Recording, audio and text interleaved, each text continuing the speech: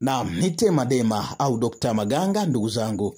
Leo nimekuja na faida nyingine nzuri kabisa ya dawa. Ni dawa ya kusafisha nyota, kuondoa nuksi na mikosi na mabara yote yaliyoko ndani ya mwili wako. Lakini ni dawa nzuri ya kwenda kurudisha mvuto na bahati iliyopotea katika maisha yako. Kuna watu wamepoteza bahati, walikuwa na bahati zao, lakini ghafla bahati hizo zimepotea, mvuto ghafla umepotea. Nimekuja na dawa ya msingisa kwa niaba ya kusaidia watu. Nimekuja kusaidia watu kupitia dawa hii ya msingisa.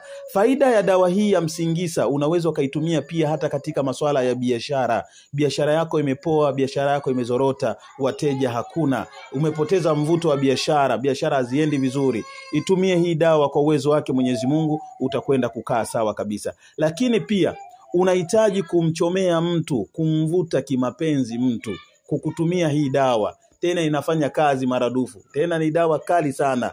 Kama ukimkusudia mtu kumpata katika swala la mapenzi, unakwenda kumpata. Ni dawa nzuri, ni dawa kali sana, tena zaidi ya sana msingisa huu. Lakini pia ulikuwa uko kazini, ghafla ukafukuzwa kazi, na kila unapojaribu kwenda kuomba kazi, watu hawakupi kazi, nyota yako imeharibika, nyota yako imechafuriwa.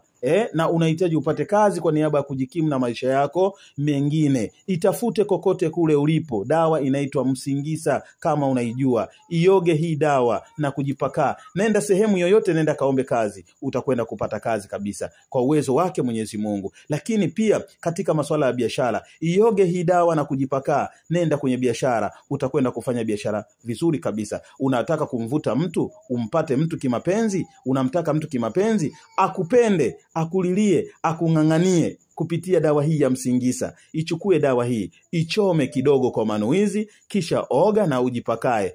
Kama alikuwa na kukataa huyo mtu, alikuwa na kukataa, alikuwa amekublock, nenda au mpigie simu, majibu yake utayapata.